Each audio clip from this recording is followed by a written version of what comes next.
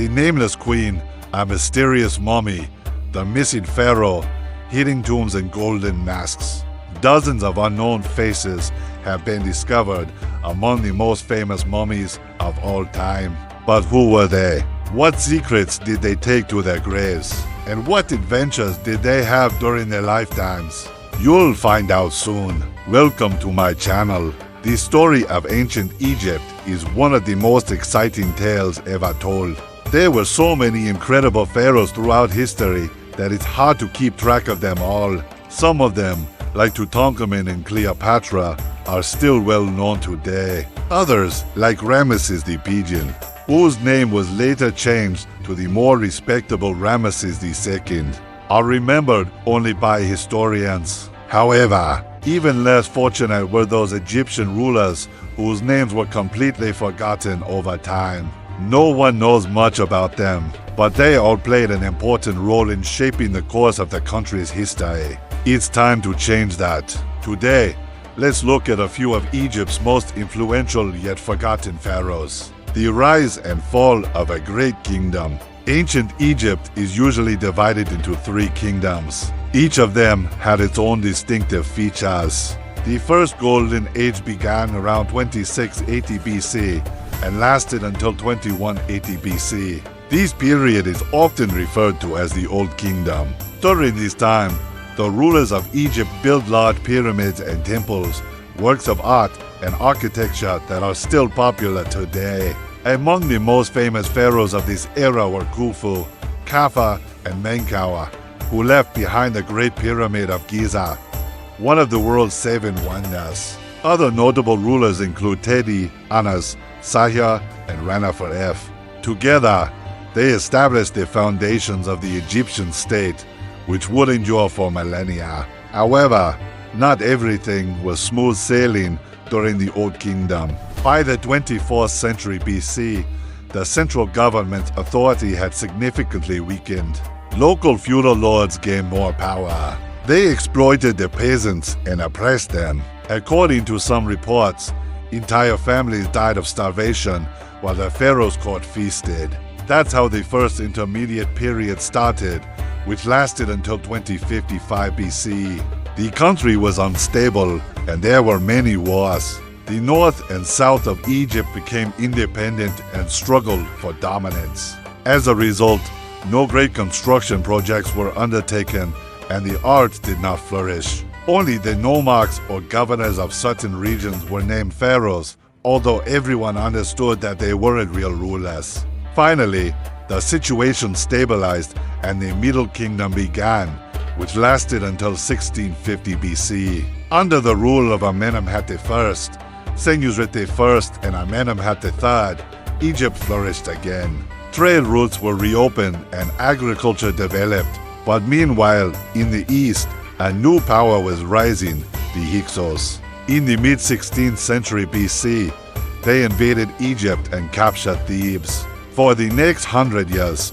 the conquerors ruled here, exploiting the Egyptians and taking away their gold and silver. The locals hated the Hyksos and were just waiting for the chance to drive them away. Two heroes of our story emerged in this situation: Sekhemry Ra II and his son, Pharaohs I. In 1550 BC, they led an uprising against the invaders and won.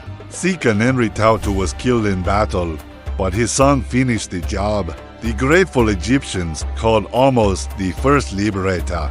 He also founded the 18th dynasty and is considered the founder of the new kingdom of Egypt. Soon, the borders of the Egyptian kingdom reached their greatest extent. The period of peace and prosperity lasted for several centuries, but then came the internal strife. Various governors of the provinces wanted more power.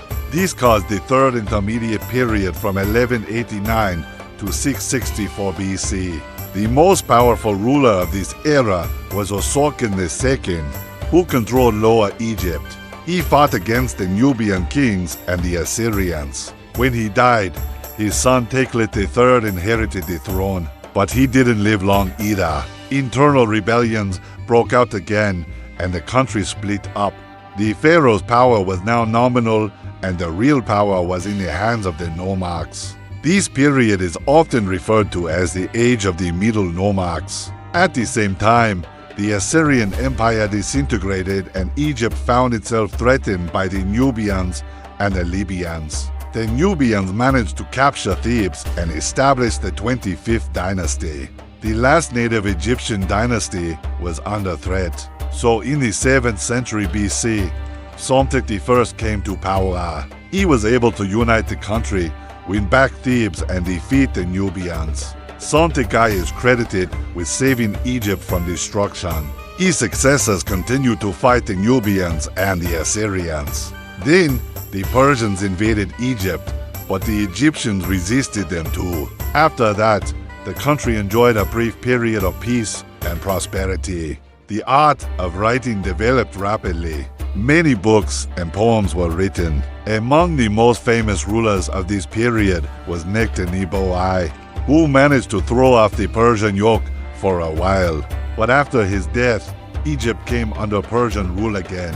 Soon Alexander the Great conquered these lands, and the Ptolemaic kingdom was established here, which lasted until 30 BC when Cleopatra and her lover, Mark Antony, committed suicide, lost in time. Despite the fact that all these pharaohs played an important role in the history of Egypt, most of them remain unknown to the general public. Let's fix that. Take Osorkon II, for example. Not much is known about him, but it is believed that he was the son of Shoshin I and that he inherited the throne in 967 BC. He ruled over Lower Egypt for 44 years, fighting against the Nubians, the Assyrians, and the Libyans. He was buried in the Valley of the Kings, but his tomb hasn't been found yet. What about Teklet III? We know that he was Osorkon II's son, but not much else. He took the throne in 887 BC and ruled for 9 years. During his reign, the country split up, and the northern part came under the rule of his brother, Pediobast. Teklet tried to restore order in the country, but he died before he could do anything. Psamtik I is another little-known pharaoh. He took the throne in 664 BC after defeating the Nubians and reuniting Egypt. He restored the country's borders and established a new capital, the city of Psamtik. He was succeeded by Necho II, who continued to fight the Nubians and the Assyrians. Necho was defeated by the Babylonians and ended up dying in battle. After that, Egypt came under the rule of the Persians. And what about Nectanebo I? He was the last pharaoh of the native Egyptian dynasty. He took the throne in 380 BC and managed to get rid of the Persian yoke for a while. But after his death, Egypt came under Persian rule again. These pharaohs and many others were lost in time. Their names barely appear in history books, and very little is known about their lives. But it's thanks to them that we have a history of ancient Egypt at all. They all made their own contributions to the development of the country, and without them, we wouldn't know about the Great Pyramids, the Sphinx, and the treasures of the pharaohs. Unraveling the mysteries. Unfortunately, the mystery surrounding these forgotten pharaohs only adds to the intrigue. In recent years, archaeologists have made some amazing discoveries that help us piece together the story of each dynasty. For instance, in 2021, experts found the tomb of Amenhotep I. Inside, they found a sarcophagus decorated with precious stones and an astonishingly well-preserved mummy. His face wasn't covered with a burial mask, as was customary at the time, and no one knew why. It turned out that Amenhotep was wearing an elaborate golden death mask. What was the reason behind this decision? Why did the ancient Egyptians go to such lengths? Scientists haven't come up with a clear answer yet, but they suspect that it may have something to do with the ritual of mummification. Maybe the mask helped preserve the pharaoh's face better, or maybe it was meant to protect his soul from harm. Only further research will reveal the truth. There are other unanswered questions regarding the forgotten pharaohs. Where are their tombs? Why did the Egyptians stop making large pyramids? And what happened to the treasure of the pharaohs? These and many other questions have yet to be answered. But one thing is for sure, the most interesting discoveries are yet to come. The enduring power of history. Most people tend to remember only the brightest and most outstanding rulers of ancient Egypt. Forgotten pharaohs, on the other hand, are shrouded in mystery and intrigue.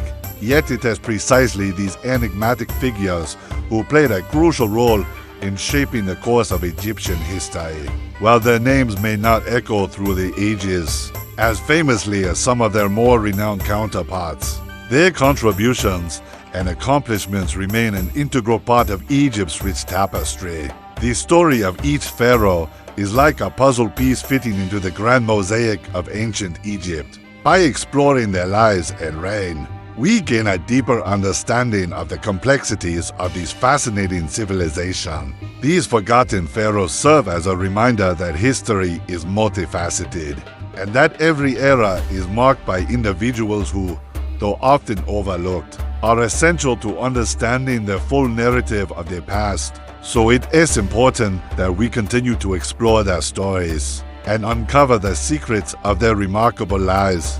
Who knows what other intriguing discoveries await us in the annals of Egypt's forgotten pharaohs?